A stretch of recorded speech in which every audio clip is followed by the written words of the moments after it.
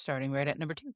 This is Analese, This is Rob. and we are your nerd best friends. 30 years ago, we were rocking the high school marching band scene. What were you doing in 1996? Welcome to Nerd Best Friends, the podcast where we talk comics, D&D, pop culture, cosplay, basically all the stuff that makes you go, these are my people. If you're feeling it, do us a favor.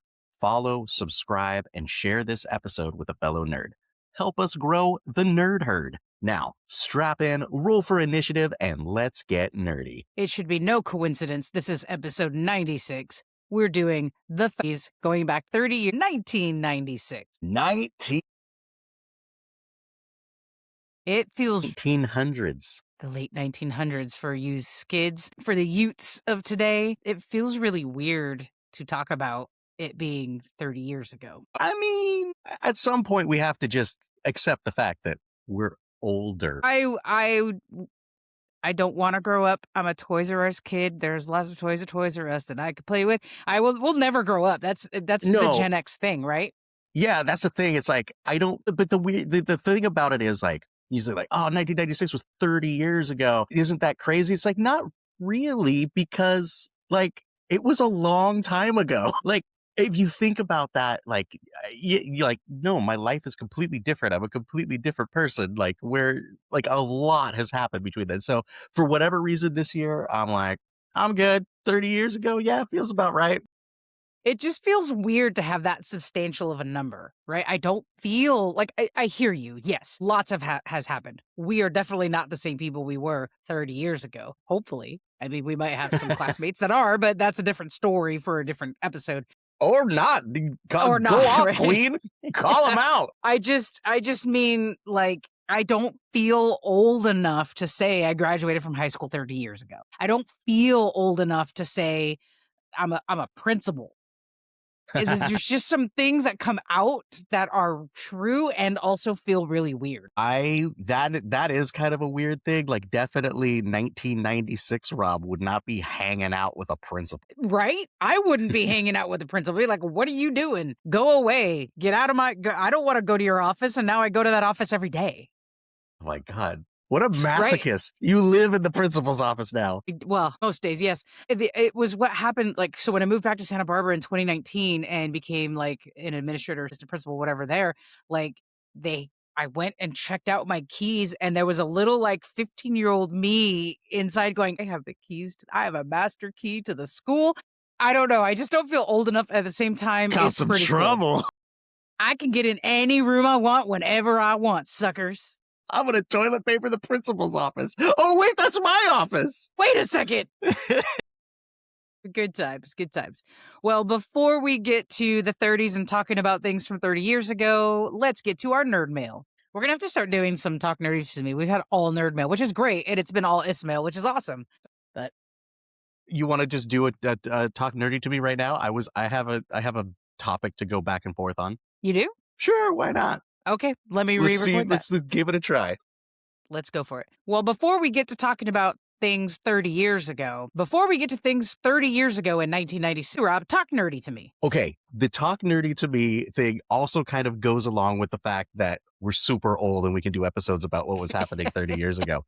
But 30 years ago, I was definitely listening to terrestrial radio. And I am wondering what your relationship with terrestrial radio is in the year 2026. I don't know that I know what you're talking about. What I'm talking about like your regular local radio station. Like you get in the car, you turn on the radio, and it's like KRSQ, your home for classic rock, blah, blah, blah. I mean, this is tough, right? Because even streaming services have live radio stations now, right? Like I have Sirius XM and they have live radio. I have so specifically your local, like terrestrial one.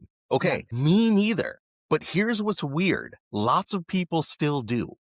Yes. So like it was not far after 1996, like probably right around the year 2000 when MP3s became a thing. And I remember like very specifically, like as soon as I could start burning MP3s from Napster onto compact discs and playing them in my car, I started doing that. And then it wasn't too much later after that, maybe like for sure 10 years. So maybe a little later after that, but like 10 years later was when podcasts were really booming. And I'm a huge podcast listener. And like, I don't listen to the radio, and I have not listened to the radio in a long, long time. But here's the thing, some people still do, and they make that a regular part of their lives. Because of that, they know what's going on in their city. Sure, And yeah, that's true. I don't. I have That's true. no idea. Like, I'll have coworkers and friends who are like, "Oh yeah, we're going to the film festival at this time, and oh yeah, did you hear such and such is playing at the county bowl, and we're doing this?" And I'm like, I don't know. I didn't know any of that. I have no idea what's happening. And it's because like when they're getting ready in the morning, they're listening to the radio. When they're driving around, they're listening to the radio. And I'm like, I haven't listened to the radio. I also have this like weird thing about ads. Like I hate commercials. But anyway, and I think that has a lot to do with it. But I'm like, I have not listened to the radio in 20 years. Like I have no idea. Like, do you I've even know definitely what the local radio station in your town is to like know what's going on and hear all the local news stories and events? I will say here in UK, I do not, but part of that is because my commute is so small, I don't really listen. I have my audiobook continuing from when I was listening to it while I was getting ready for work, right? I listen to audiobooks in the morning. The closest I got was a live radio station that I streamed through Apple Music when Stranger Things came out. They created a Squawk WQSK or whatever that played 80s hits and made it sound like you were listening to the radio in the 80s in Hawkins, Indiana. So it's like you're listening to Hawkins, Indiana. They're like, That's and they fun. did like little local commercials. It was fun, and it reminded me of what it was like to listen to the radio then. But here in UK, I don't know what radio station is what. But the only time I tend to listen to some is like on longer trips when I'm tired of listening to like my playlists or whatever, and we'll just like search through local channels to Really? hear what we can hear. I Yeah, can't I imagine. don't I don't really I don't really listen to anything. So they're not doing things like, oh, the football team made the playoffs, so these kids are going to go on the radio during the local morning show and talk about their success, or like, oh, There's the new actually play is coming they out. live broadcast from the press booth. They have a couple guys who do live commentary on the radio. Don't ask me what the station is. And I know some of our kids who were like seniors last year who were interested in communications and like, I want to be on ESPN. And they were really good color commentators. They had them in the booth on live radio. Don't ask me what the call numbers are. So it's I know being it broadcast exists. somewhere. Yes, and people listen. People in the city listen Right. if they don't wanna come to the game. So, So there is a niche for it, and there's a lot of people who still do it, but I'm not one of them. yeah, okay. Yeah, I guess I'm not either. I'd be interested to see if like people find that connection to what's going on so important that they've kept that terrestrial radio part of their lives, or if we're more like the majority and everybody's like, what? Radio's dead. I haven't listened to that forever. It just was so interesting to me. I was like, it just like really struck me as like, I don't know anything about what's going on Yeah. in my city. And what I was starting to realize is because like, it's because I don't listen to the radio anymore, and for a long time. And I think bigger markets is a thing too, right? I think the Mm, radio stations in Santa Barbara are Santa Barbara County radio stations, right? We don't really it might like base in Santa Barbara or somewhere nearby, but like that radio station will broadcast all the way into like Santa Maria and stuff, right? They're like Maine. county. But if you look at bigger markets, I think back to like in the 90s, little under 30 years because I'm talking about college now, but like Star 98.7 featuring Ryan Seacrest before he was a household name. He was a radio DJ who was popular, and we would listen all the time because they would give away tickets to things, right? And I got to go to Lilith Fair in Right, right. 1997 or 98 because my roommate Stacy won tickets from Ryan Seacrest. So like there's definitely that still happens in places in Right. I bigger mean, I markets. listened to Mark and Brian, the Mark and Brian morning show out of LA, like every morning when I was Yeah. in high school Yeah. until they ended that show and podcast came out at the same time. And then I listened to the morning stream, and I have been for the last 15 years or whatever the heck it's been. But yeah, like I feel like I remember those times of like, especially I would do so much driving up and down to all these different high schools that I was teaching marching band in and listening to the radio. And I would know when, the fair was coming to town, who was Right. playing. Like you said, like ticket giveaways was a big way of like promoting something that was going on. Oh, we have 2 tickets to go see, such and such talk at the film festival. Oh, we've got this. And it's like, that stuff is still happening. Yes, it I'm just is. like, I'm so in my little like internet bubble that I have no idea.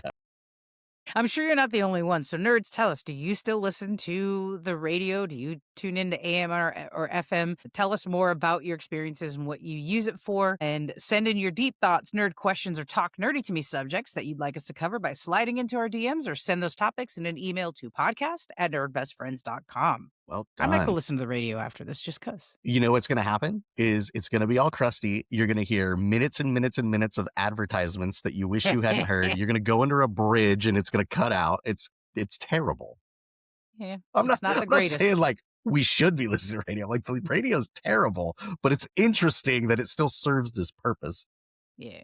Okay, so 30 years ago, the year is 19. I was partially in that year graduating from high school and starting college. You were going from junior year to senior year of high school. This is like peak Rob and Annalise BFF Yeah. friendship time. Shenanigans. Shenanigans upon shenanigans, which I imagine most of what we're going to talk about have to do with all of those shenanigans. Oh goodness. I arranged this a little bit different. In past 30s, we've kind of had these like areas, like what was your favorite music? What was your favorite movie Yeah. or television show? And I moved away from that because is such a pivotal year for our friendship. I just wanted you to come up with things that you wanted to talk about. Is yours in rank order? No, I did the old school way and I came up with Okay, no, that's fine. I purposely wanted it to be open to how you wanted to talk about it. okay. And we just have some things that we want to talk about. So I'll talk about the first thing, what I think about when I remember 1996, not only graduating high school, not only leaving home to go to college. This was the year I turned 18, and it was the year of the 1996 presidential election. I voted for the first time in 1996. And when I think of 30 years ago, I think about exactly that. Bill Clinton won his second term that year. That's what was going on. And I voted. How about that? So You nerdy. voted. I was super excited about it too. Like I grew up in a family that didn't vote, and I grew up learning about our Sure. civic duties, and like it was a big deal to go register to vote, and it was a big deal to vote. And I think I was the only one in my family who did that year. Well, that's very interesting. Well, that's kind of Yeah. cool. Where do you think that came from? Was that a Mr. Burroughs thing or was that a Mr. Vina thing? Well, I didn't have Mr. Vina latter years, so I don't think it was him. Maybe it was Mr. Burroughs. Government, who taught government? Wasn't it Ken Nedler who taught government still? I had Did you have Burroughs? no, I had that dude with the beard who was no, that was the econ That was teacher. econ, yeah. Did I not That was have Ridling, right? did I not have I think you Vina? might have had Ken Nedler, you might have had Aaron Solis, like, trying to remember who was government. I think Ken Nedler was my government teacher. He was also I my think my mine was basketball Mr. coach that year. Vina. Because I think Okay. it was a half and half. You had driver's ed and government Well, split. how funny. How Yep. funny. So I had driver's ed and government that year, and it was Mr. Vina. But You Mr. can Burroughs did have only an imagine what nickname we called him. No, tell me more. You can only imagine. Gotcha. Got him. So, but Mr. Burroughs did have a pretty big impact on my life because I was on the mock trial team and he was a former attorney teaching social studies and the mock trial teams. It might have been from him. All I know is that like we're the MTV generation. And Mhm. MTV was really heavy on Yeah. influence there, the Rock the Vote Rock campaigns the from vote. 92 and 96. They came back around like I think that's a whole like documentary you could talk about MTV's impact on youth and the numbers that vote because I think they did the same thing in like the aughts when Barack Obama was elected twice. Like MTV came back around with the Rock the Vote for the first time in 20 something years at that time, What was behind that? getting youth involved in civic matters. But like, why would they do? I Like, I'm I just mean, guessing. Like, it's not out of the goodness of their heart. It was a huge advertisement campaign, so there had to be a bunch of money backing it. And I'm like, that, That's like you said, it'd be possible. very interesting to see a documentary about Rock the Vote. Like, where did that money come from? What kind of things Yeah. were they putting on? Like, how was that skewed? Like, what was the point? If I think, if I presume positive intent, I think that they realized that they had a very powerful market for the age group, and maybe they sought money, saying, "Hey, we'll promote things if I don't know. I would like to think it was out of the goodness of their heart because people were paying attention. But someone make a I documentary about this. I don't buy Hulu, that go for a do it. second. I want to Hulu, follow the Netflix, money. go make a true crime documentary about Rock the Vote and Rock the MTV." Vote. What was it really about? But that was the first thing that I thought of 30 years ago in 1996, me registering to vote and vote for the first time. Unbelievably, 30 years later, we're still talking about Bill Clinton's penis. I'm not talking about it. What are you talking about in your household? I meant the overall we, the country. Still still not talking about it over here. Yeah. All right, Rob, what is the first thing you want to mention in terms of 1996? 1996, I wanted to talk about video games. I wanted to talk Ooh, about specifically the Nintendo 64. The Nintendo 64 was a weird one. If it you're young was. and you're like, which one was that? It was the one with the super wonky controller that had like a middle part with a joystick in the thing. So it was wild. But not only did it have it launched with Mario 64, which was a great Mario game. And it was the last console sold that still had cartridges. If you remember, it Yes. was a top loading cartridge before Yes. everything either went to like chips or discs. And now, of course, everything is streaming. So that was an interesting one. I don't remember 96 particularly being important for me with the Nintendo 64. But a few years later, the Nintendo 64 was the platform for the Legend of Zelda, the Ocarina of Time, Right. which Right. was transformative for me. That game, the amount of hours of college and work I missed because I was playing the Ocarina of Time game is absolutely crazy.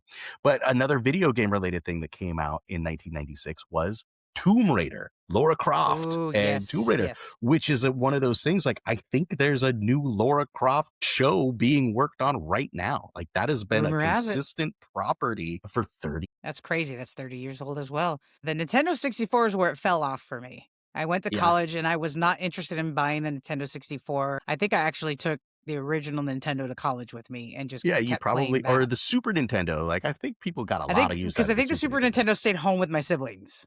And I think I Okay, took the gotcha. older console to college with me. I Yeah, think. the Maybe I 64, didn't take a I could definitely imagine you looking at that and being like, that's expensive. And what is this weird controller? nah. No, Yeah. not, They not lost me needed. for a long time. I did not go back to Nintendo until I got a Nintendo Switch 5 years ago. Oh my All those gosh. years, I did not get You, a GameCube. I did not no, do their little handheld. Oh, I'm sorry, you're right. I had a Wii, but I didn't buy it. It was a Christmas present from my mom. okay. And I played it for a bunch, and then I actually just recently I talked about an episode a while ago how I took it to one of those reseller That's stores right. that wasn't GameStop and sold it. But Yeah, yeah, yeah. I did have a Wii, not by choice, but I still played it. It still had fun with it. But you're right. Like, so I will say about 20 years from the Nintendo 64 until I had a Wii, I did not touch Nintendo properties again. A decade from now, when we're doing this episode, we'll talk about the Wii and all of the time I spent playing Guitar Hero on that stupid thing. Oh yeah, everyone got Guitar Hero tinnitus in their elbows and hands. Early onset Tendonitis. Tinnitus is arthritis. the ear thing. Oh yeah, you're right. Tendonitis. Yes, yes, yes. Early onset arthritis for a whole generation of people playing Guitar Hero.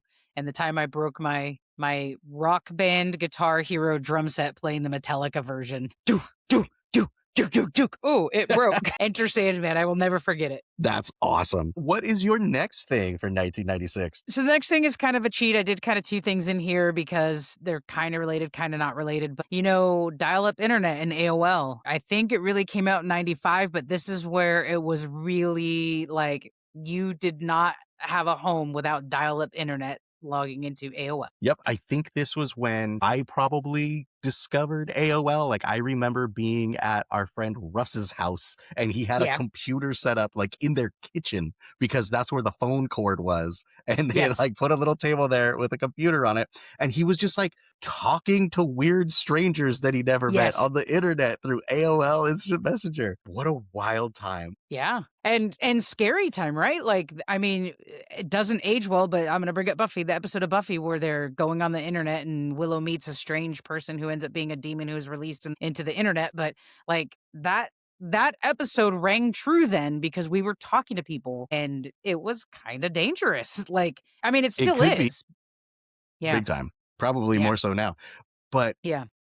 and the other thing that's like totally wild is to think about the CDs coming in the mail Oh, constantly. yeah. Oh, Like yeah. at least 4 times a year, you were getting an AOL disc in the mail. Or like attached to the thing within your Sunday newspaper with all the Yes, ads and yes, stuff. Yep, that yep. too. Yeah, AOL was the thing, and the second key thing I kind of threw up in here was because I remembered it last minute. I don't know where else to put it, but I want to just note 1996 is when Rent was debuted in Broadway, and I mean it's so crazy to think that this musical's 30 years old. It's so impactful, but 30 years ago it debuted on Broadway, and unfortunately Jonathan Larson, who created it, wrote it, never got to see it in all of its success because he passes away from a brain aneurysm right before it goes to debut in 1996. That is interesting because Rent is about 1996, right? Like it's It a really is. and I guess I always thought if you had asked me, I would have said it's a period piece. If you said like, oh, when did that come out? I'm like, I don't know, 10, 15 years ago, but it's a period piece about the 90s. But to be thinking about like, no, it actually came out in 96. It was a slice of life moment in time of what was really happening right now is another level of knowledge I did not have about. Yes, very, very good. So I think this kind of ties in into transition to your next thing. Which was movies. Talked about some of the wanted to talk about some of the movies that are coming out or came out in Let's go. 1996. I keep going back and forward in time. Star Trek First Contact. This Okay. was like, I don't know, the third, fourth, fifth Star Trek movie that came out. But what was cool about this one was it was a next generation movie, but also the original Star Trek people are in it because it's like a time travel, timey-wimey movie. And the Okay. cool thing that it did was it filled in this gap as far as like they go back in time and they witness the landing of the Vulcans. So basically in the Star Trek mythos, the idea is humanity evolved to a certain point in the year 2000 something. And that's when the other, the aliens, Vulcans took notice of us, landed and gave us the different technologies that then spurred forth, the utopian future that Star Trek is. And Okay. so it goes back in time, they go back in time to witness the event and, they see their hero, which I'm not going to be able to remember his name, but it's the guy from the movie Babe, Pig in the City. But he plays Okay. the like guy who made first contact and he's this legend to them, right? He's, like this guy's like, he made first contact. He ushered in the utopia and all this kind of stuff. But when they go and see him, he's just some like rando drunk that happened to be the first person to meet the Vulcan. So it's kind of funny in that way, but it filled in all these missing pieces of like, Star Trek happens in the like way far future. And this is like, well, how did it all begin? We're going to show you in this cute movie with a bunch of stuff. So it's a Nice. good one. It's pretty fun. That was 1996. Definitely saw it in the theaters. And the other one I definitely saw in the theaters, and I know that I stood in line and went to a midnight showing of it on opening night because when you're in high school, you could do stuff like that for the whatever the big summer blockbuster movie is that's It was coming the out. thing to do. It was a thing to do. Like movies were a big deal. You weren't like, don't worry, it'll be out on streaming in a month. Like, no. You had to go see it. And we were watching commercials like crazy because there was no way to like DVR fast forward through stuff. Right. So Right. it was a big thing. So, and that was Independence Day. Gosh. Yes. Biggest movie of the year in Remember that one? 1996. Yes. It was a Oh 4th of my July gosh. release. Yes, it was a It was summer very, release. I very well remember marketed. Independence Day, very 4th of clearly July. going that weekend, going to the opening night at like the Arlington, standing in a big line with my friends and going to see Will Smith, Welcome to Earth, and punch a big rubber alien. It was amazing. And Bill Pullman. Bill Yes, Pullman given the being big in that speech. film. Yes. Uh-huh. Uh-huh. This is our Independence Day. Oh my gosh. Fantastic. And That was a good movie. I keep threatening Andrew to watch that movie. Like all these 4th of July's happen. It's like, oh, what do we do on 4th of July? Things are closed. What do you want to do? We go grill. And I'm always like, we should watch Independence Day. And then we don't. You're not, I mean, it doesn't age No, well, I it's don't think. super dumb. It's silly. But that monologue is good. I could see, in like in high school when you try out for different things, you have to like come with a monologue. I could definitely see Ooh, a high school kid grabbing that monologue from 30 years ago and Andrew impressing the could rock teacher, that one in some sort of audition. You're right. That's a good call right? for that monologue. Yeah. The That'd rest be of the pretty film, fun. Another couple ones that I remember that were cool was remember Mars Attacks? now this is one that does stand the test of time. It is so silly. It's in It that is. same realm as like the airplane movies and the Sure. Naked Gun movies. It is a spoof that is so good. Mars Attacks is so good. I did not actually see that movie in 1996. I remember you showing it to me on video a Like couple years VHS, like later, we and I was rented it just because I went and saw it in the theaters and loved it. right. And then another one, you got like the millennials love this movie, Space Jam. Yeah. Yeah, I don't know why Thanks, I don't know millennials. any yeah, I think it's exactly, an age millennials thing, right? They were little kids. We that must have were been it, like, I was in young high adults. school, and I'm like, "Well, I don't really care about this," but, like, if you were 6, oh my god, Space Jam, the coolest. Space Jam was like the Back to the Future for us. Space Jam was the Who Framed Roger Rabbit for us. Absolutely, that's a Think about it that way. perfect Yeah. analog that for that generation that well, Also, born and raised a Laker fan, so like Michael Jordan, I know he's one of the greatest of all time, but like I didn't want to go see Michael Jordan. I didn't even own a pair of Jordans because it was Michael Jordan. And I'm a Lakers fan. that's the So, funny thing about it, like, in the moment, like, nobody liked Michael Jordan because they were gonna come to your city and destroy your team. yes, everyone Everybody hated him, hated him. but kids Like, "Oh, we loved gotta play that the movie. Bulls? Yeah. Jeez." Yeah. But yeah, I mean, they were kids. It was great for them. Alright, what's your next thing? Those are good movies, by the way. That's a good call. I went a little bit to television on mine, and instead of a list Mm, of a bunch of shows that we used to watch at the time, I went for one that I really miss, and this really sits in my wheelhouse. So, as a kid growing up in the MTV generation, I wanted to be a music video director. This is like, how do I do this? And I'm glad I didn't go that path because it died in the yeah, 2000s. good That point. it doesn't really exist anymore. But man, music videos, I could watch them for days. I used to record them on a VHS and just watch them, rewatch them, and how they tell a story with music and the visual things. And like you get some really theatrical music videos like Michael Jackson's Thriller, and you got Fleetwood Mac's Gypsy, and just there's some of them are cinematic. They were just so good. Well, in 1996, VH1 came up with a show called Pop Up Video. And they would play music videos from years past and pop up little facts on the screen. I was obsessed with the show. I would still watch it if it was on. In fact, research for this episode to see if I remembered this was the year it started. I started down the rabbit hole of seeing a bunch of them on YouTube and just watching them because I mean it's so good. And they were really random facts. Sometimes it was about the artist and the song and their background, and sometimes it was like behind the scenes. Like this was filmed in a bathroom in a New York subway station, Yeah, and and then there would be really random facts like random fact: the modern toilet was made in 1857. Like I would have loved to work on that show. I wish it still existed. it was a brilliant way to get eyes on the screen for repeat content, right? Because, like you Yes, said, it was videos that we were already familiar with that have come out over the last 10 years, but they yes, renewed it by putting these little animations things. And what it did was it went from, "Oh, I can just throw on the TV in the background while I'm washing dishes or, doing whatever." And it made you come back and look like at sit the down and TV watch it. Yeah, to yeah. get those little facts and to see what silly thing they were going to say. And of course, if you're already sitting there glued to it, you're gonna see the advertisements. It's definitely like there's some connection and progenitor of how social media works and that idea of You're like not. keeping You're the eyeballs absolutely there. right. Yeah. And I'll tell you what, some of it has impacted my life, my entire life. The one that comes to mind whenever I think of a pop-up video is Jules Who Will Save Your Soul, which was filmed in a bathroom in the New Okay. York substation. That's one of the ones that I watched when I kind of fell down this rabbit hole.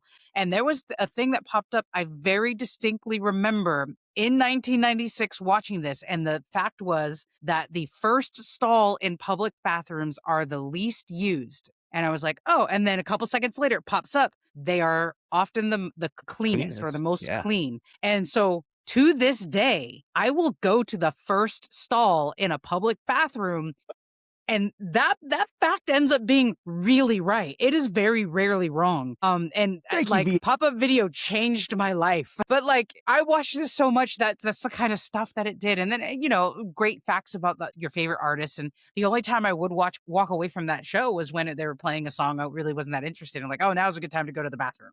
Right? Like It's But there so was good. something Pop-up video interesting is so good. happening. Yeah, and I really love there's a movie that came out in the, early 2000s called Music and Lyrics, Drew Barrymore and Hugh Grant.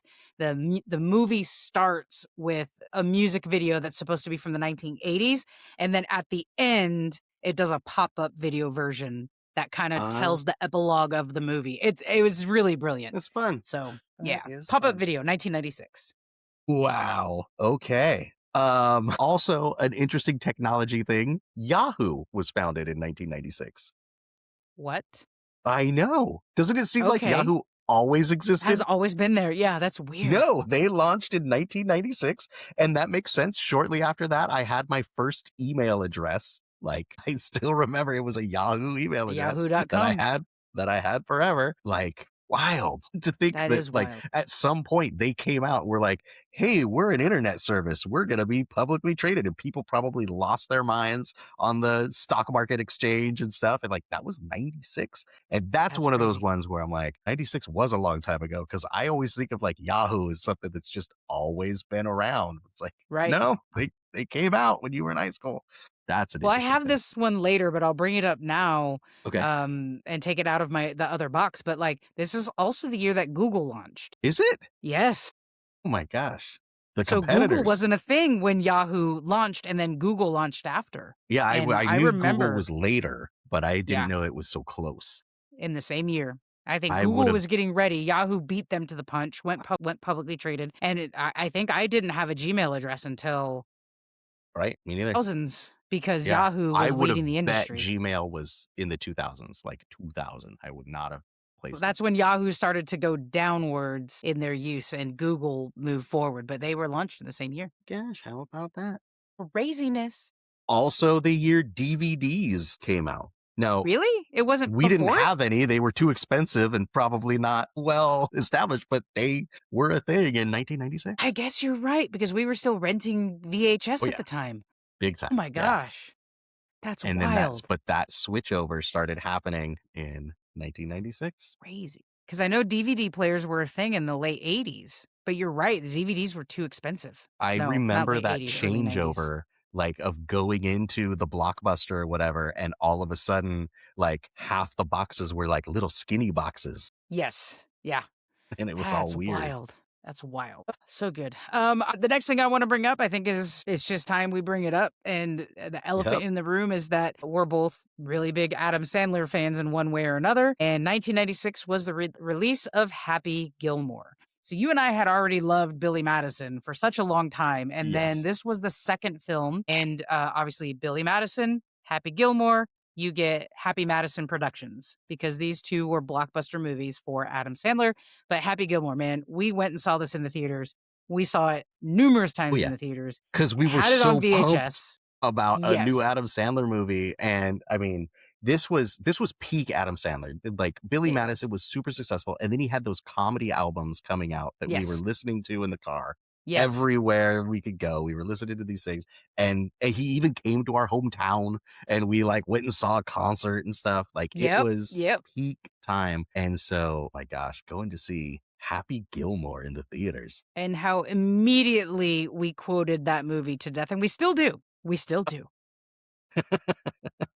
And, Uh, Happy Gilmore 2 finally came out 30 years later on Netflix, and I thought they did a good job. It's a serviceable movie and a believable timeline continuation of Happy Gilmore's life. Did you watch it? Did you see it? no, I did not. I I recommend. was really? I mean, there's gonna be things you roll your eyes to, but it is what they do really well is taking this character, Happy Gilmore, who clearly is a Gen X dude, Mhm. and something happens that he leaves the game of golf and something happens that he's coming back to it and being intertwined with like current millennial Gen Z kids. I think they do a really good job. Okay. I think it's worth a Well, watch. Now, I'm not going to alright, tell if you you're you're going to quote it and love it as much as Happy Gilmore. It's not going to have that same impact, but I think it revisits some of our familiar characters in a really loving way to the original. okay. Well, I will if you're recommending it, I'll watch it. It'll make you giggle. I mean, it's such a good movie. Carl Weathers used to be Apollo Creed, but after this movie, Carl Weathers was Chubbs. That was it. I forgot he's Apollo Creed because he's Chubbs.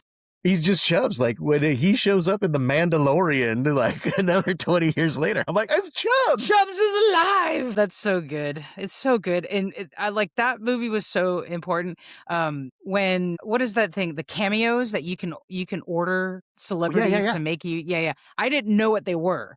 And the first one I ever saw was my roommate Stacy, who had purchased a cameo from the guy who plays Shooter McGavin, and he's Mhm. like, "Shooter says," but I don't even remember what he said, but like, Oh my gosh. what?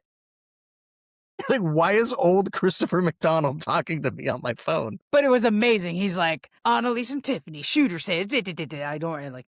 Good for It's him. so You know good. what? It's so Good good. for him out there Yeah. doing it for the fans. Boy, Happy Gilmore. what Happy Gilmore. Like, I mean, we do this all the time. We have a running joke in our department when somebody like does something funny or whatever. Like we'll walk by and go, "Well, you're fired." Like right for, or use the gif of him like firing that caddy. Well, 9 iron, huh? You're Well, fired. you're fired all the time. Jeez Louise. How about a nice warm Price glass of is shut the hell up? wrong. Yeah. What are you doing? I'm looking for the other parts of this glass. Oh, there's some there, and there's some there, and there's some there. Good And stuff. and also like I'm realizing how quotable this movie is still in my like everyday life. Like we'll be doing things at work and somebody will be like, "My fingers hurt." Well, your back's gonna hurt. You just pulled yard duty. Oh my gosh, what a movie! What a Happy movie! Gilmore 2, 1996. What Mista, do you, wait, Mista, get me out of Misa, here! you know the Misa lady? I think I killed her. Good. That joke is extremely funny because it's a joke like that like someone in the movie would tell about that event. Like it's just Right. brilliant. It's so good. Well, and what does he say early in the movie? Oh, what happened to your girlfriend? She fell off a cliff and she died, Grandma. Instead of just like she broke up with him, Yep. she fell off a cliff and she died. It is so great. I'm telling you, like I don't know that Happy Gilmore 2 is like quotable like this, but you will laugh a little bit like you have been laughing so far in the last 3 minutes. Oh my gosh. Here, eat this. Leave us alone. Uh, all right, what do you got? Your Gosh. next Not to thing. mention all the hockey stuff. Okay. And we Next, could keep I going.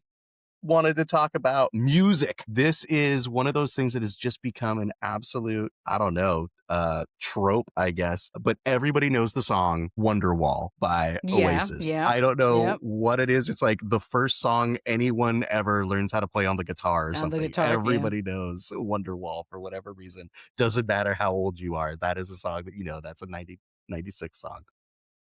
Love I it. also mentioned a couple other ones, notably Buddy Holly by Weezer. That song was Weezer, huge this year. that was a huge deal because if you remember, the video had all of these scenes from Happy Days like intermixed within it.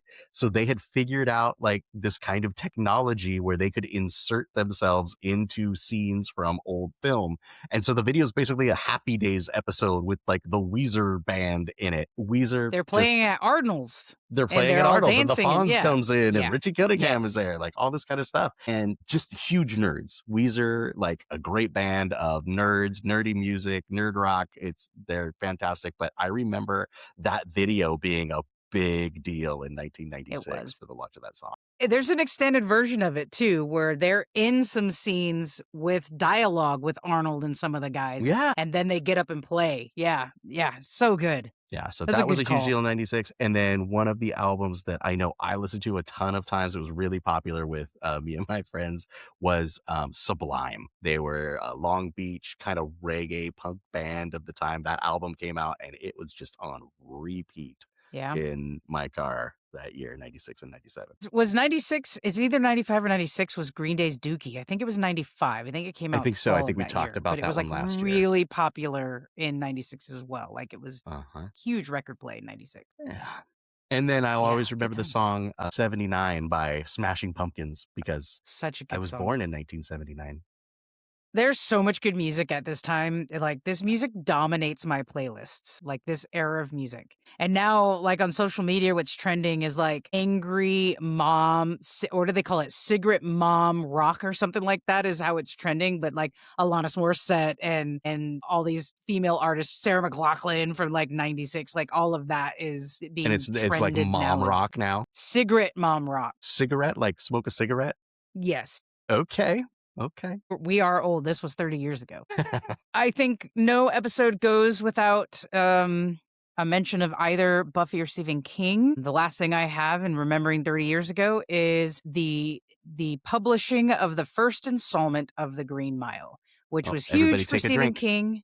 Yep, take a drink. It's Stephen King because he moved away from his long 1,000-page novels and released this one like heyday back to his early days of selling stories to like men's magazines in these little installments. The Green Mile came out in 5 installments and it was a huge deal at the time. And of course, I went out and got each installment. So I The didn't Green know Mile was that. released. Yeah. That's an interesting throwback that happened in the 90s from like the idea of like pulp magazines and short Yes. stories being published like that. I had no idea. Yeah. And so he was very purposeful about like I've been doing this novel writing for 20 something years now. And so he did a throwback to how he started his career when he was teaching English at a high school. He would make some extra money by selling stories in little installments to like pulp magazines, to Magazines. men's magazines. Yeah. And so he purposely did not release The Green Mile as one giant novel. He released it in these 5 sets over the course of a handful of months. And he was writing, it's interesting, he was actually writing it as it progressed. So he had this idea of the story and he wrote one and took the time as in between to write and fix and finish the rest of the installments. So he did it for real, Dangerous. like a pulp magazine. Dangerous. Cool. Fun fact. Yes. I was also looking at books, particularly comic books, because Of course, I was yes. going to say I'm the comic book guy, but then listener Ishmael's going to write in and be like, Rob doesn't know anything about comic books. Remember that time he said Sue Dibney's head was in the nail or whatever? Uh, Anyway, one yes. of my Comic books.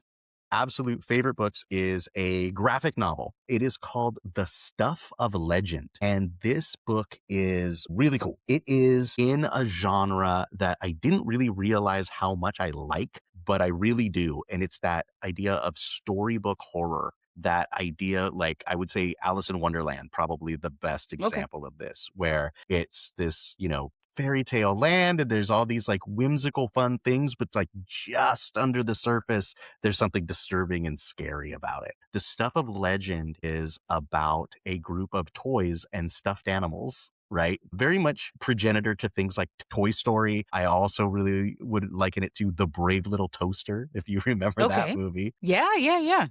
where, oh, and there was like a Muppet Christmas Story movie too, where like when the people would look away, the toys would come to life. There was like a little stuffed tiger. Remember that? Yeah, And the little yeah. mouse. Very faintly remember something like that. Yeah, there's like this genre that was Hmm. going Okay. around in the early Yeah. mid 90s in this way of like toys coming to life. This one is it's done all in this like sepia tone. It's a little bit gritty as far as these little toys and stuffed animals having to go fight the shadow man in the closet and all this stuff. But it's also like a war allegory. There's Okay. definitely this, that kind of traveling in foreign lands and this like warfare and losing friends along the way and dealing with loss, dealing with like growing up. I think there's a lot of parallels to the coming of age of, the boy who is the toys and that idea of like how fast you have to grow up when you're an 18-year-old thrown into a war zone kind of thing. Like it's got all of these different layers.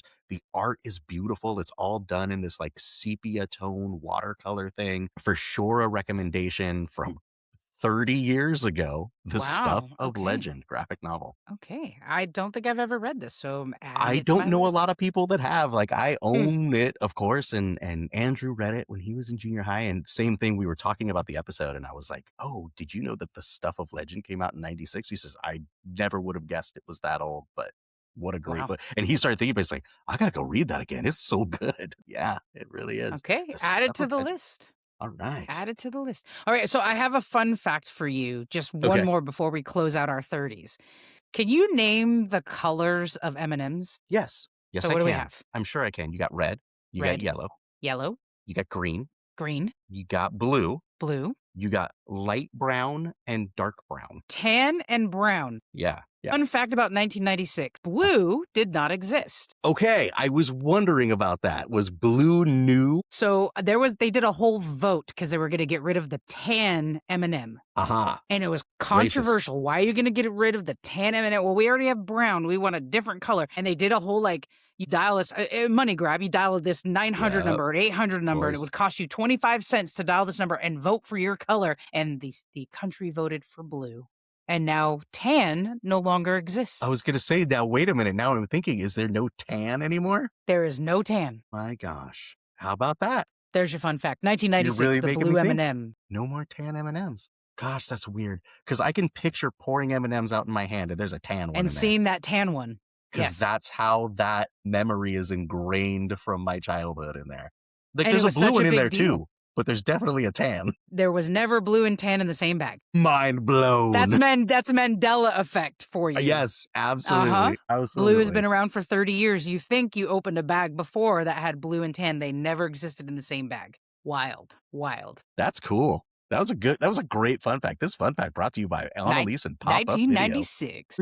Bloop. Blue and tan M&Ms were never in the same bag. Blue. And that might be wrong. They might have been because there was like a big old controversy about it. So they might have done. But blue did not exist prior to that. We did not use blue food dye. Wow, wow, wow. Okay, bring us home. Or that was it.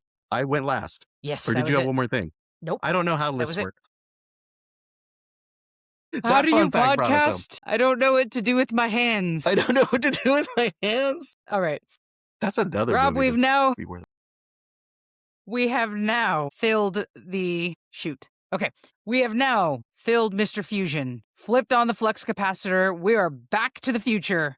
What's the nerdiest thing you did this week? Oh boy, nerdiest thing that I did this week is there's finally I finally got my 3D printer back from all of the prop making and different things that have been going on Okay, sure. in the house that we had talked about before. And I found another like cool, like little niche thing to do. There is a company and they have designed FDM specific printable miniatures. So when we think about printing miniatures, you think about your resin printer because your resin printer has like the great detail and the smoothness and it's the strong resin and stuff. All the 3D printed miniatures you see are resin. You can't really or couldn't really print on like your regular like spit out plastic nozzle printer. It just doesn't have the detail or the fidelity of it. Well, this company said, nay, we're going to design miniatures that don't need a bunch of like the crazy supports and stuff like resin does. They're going to have this very old school look, which they do, which is part of the charm of it is if you picture a miniature, like picture like, you know, a guy with a sword and a shield. Right? It's not Okay. a dynamic pose of a dude jumping off a rock or anything. It's very much like a 70s or 80s pewter miniature where it's like everything's very close. Like I'm holding my shield up against my chest and my sword is very clearly above my head in this like awkward kind of thing. And it's kind of that same retro idea. The reason why those minis were like that 40 years ago, 30 years ago, was because of the way they had to be sculpted by hand and then injected, molded with like lead or pewter through a centrifugal force machine or whatever. So they have this retro look and they're so simple. Although they look really good with modern technology, they're so simple. You can print them on like your regular nozzle spit out printer. Oh, that's crazy. So I did modify it a little bit as far as putting a smaller point nozzle on the end of it. And so swap that out. And I've been printing these like just little minis. Like they look super good. Oh, wow. And Yeah. that's on like a 3D printer. And So that's really good. You just held up one that has really good detail. It is simple, but it's got really good detail considering it's not a resin printer. oh, right. It's really not bad. The devil of it is, you know, it's a very like mono pose type thing, right? Everything's nice and tight so that it can print from bottom to top without supports. But it's just fun, right? Are they the coolest, most awesome dynamic miniatures? No, they're more like a retro style, which is fun. So I'm printing them out, still just amazed. Like, I can't believe this came off my printer. It was a spool of plastic a second ago. And starting to And paint you don't have to those. shave it. You don't have to shave it and glue it together either. That's Yeah. absolutely right. It's Yeah. old school, right? It's That's a one crazy. piece ready to go. So I've been having fun with that. I bought that little set. I think it's got 50 minis in it, and I'll print them all up and paint them and use them for a fun new mini agnostic game that I'll figure out that'll be just perfect for them. And with my nerd goals, teach that game to someone and have a good time. There it is. There it is. It's 3D What's the printer nerdiest thing weirdos is you've the been name up of the to game. this month? So we are at the beginning ish of March, and not too long ago, the end of February, Scream 7 was released. And so the nerdiest thing I did was rewatch, and I've talked about this a little bit, but I rewatched all 6 Scream films before going to see Scream 7. And I went to a night before premiere here in Ukiah, and maybe I'll talk about it another point, some other point, because that's a whole different story. But yeah, but this time in this one, I took a notebook that I got at a conference and I took notes. Like I wrote down the order of victims who were attacked, the order they were attacked, the order they were murdered, true spellings of names. I made a whole like map on one page of how each of the killers were connected. I had a page of questions for each when I finished or as I was watching each movie. Like, what about this? What about that? What happened to this? How come we didn't see this? Like, I have a spot for every page for every movie on what we saw after the initial kill scene because Scream became known for its opening kill scene. What do you Oh, see immediately after that kill scene? I was looking for patterns, I was looking for missing pieces, I was looking for anything I could do to try to think through what it's saying it's cycling back to on the new what it cycled back to on the new movie. So I also did that just to keep from reading other people's oh, spoiler sure. That's ideas or awesome. thoughts. Now you shared a picture with us on the we have a nerd best friends chat group with intern Joe, and you shared a picture of that, but it was like a picture. It wasn't pages and pages of pictures. So I shared you with must have gone you real when I crazy. was halfway through Scream 1. Gotcha. I had already filled that page Oh, that was almost. just first movie, so it That was it the took first off movies. That from was a while there. ago. And then and some of it was because, some of the Scream movies are better than others or worse than others. And there's some that I hadn't seen very often. Like Scream 1 came out in 1996. Hmm. Which is crazy. That's not on my list because I knew I was going to talk about it here. But it came out in '96. I was 18 as a freshman in college, and so I've seen Scream 1 a ton of times. I've seen Scream 2 a ton of times. Like we went and saw it in the theaters, like with my roommates and stuff in college. So the third one came out in 2000. I was already out of college. I remember being kind of meh about the third one. I liked the third one so much more in this Oh, rewatch. I interesting. maybe have only seen it once or twice. Scream 4, 5, and 6, I had only seen once or twice. So to come back at it with a critical eye was really cool. So like those pages kept building and building as the lore of this series continued to build and build. So take it or leave it. Like people rank the movies in order. I don't really care about ranking it because the real what's real about this series is unlike Halloween where it gets really funky, Hmm. right? Like, Michael Myers in outer space or Yep. whatever. However funky it gets, Scream 7 has always been about what happens in Scream 1 and how it's all connected. So even though they're not always in Woodsboro, it's got a through line.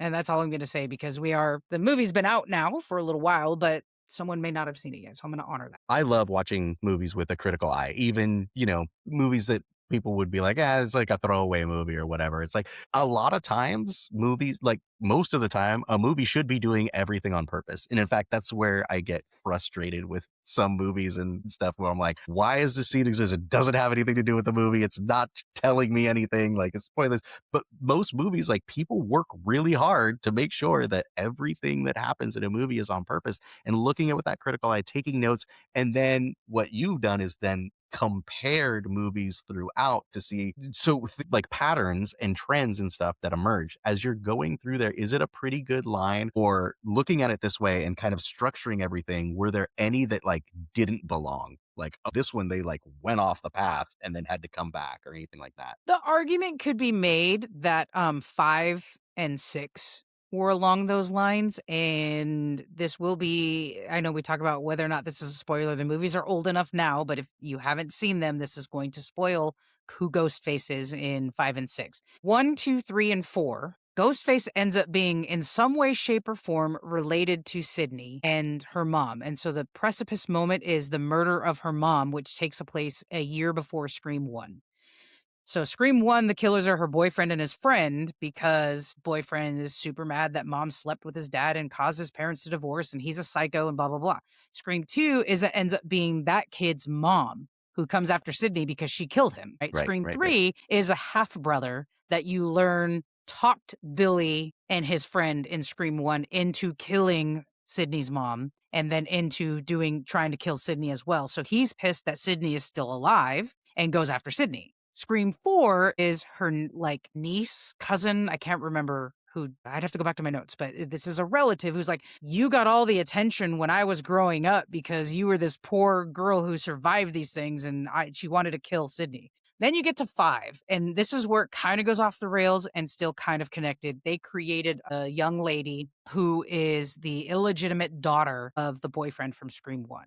So Retcon. you fill in, yes, you fill in this backstory that he slept with someone else before he was killed, and she birthed a daughter, and now this girl is not the killer. She's being sought after by a ghost face. So here's where it goes off the rails a little bit. The ghost face in Scream 5 is a dude who's like super obsessed with horror movies and his girlfriend. And they find out who Sam is and who her dad is, and he's recreating the original Scream because he's psycho and he loves the Stab movies. In their world, it's Stab, right? It's Okay. based off of the book that's based off of Oh, the okay. right, I see what you're saying. Like right. they had their own like In historical fiction. universe, it's Stab. Yeah. Right. So he loved the Stab movie so much that he wanted to recreate it and go after Billy. He wanted to kill Billy Loomis's daughter. And then Scream 6 is his dad and brother and sister who were pissed that like Sam and Sydney killed him, the one before. So 7 brings it back around to the original story and some connections to the original story in a much stronger way than 5 and 6 did. So 5 and 6 are still believable. I think 5 is probably the worst movie in them, even though Jenna Ortega does a really good job as one of the sisters, and she breaks the cycle of surviving the opening kill scene. She gets stabbed, but she lives through it. Like they break some cycles in 5, which was purposeful, but they also break, like it gets a little out there because it's no longer anyone that's associated with Sydney in that original storyline,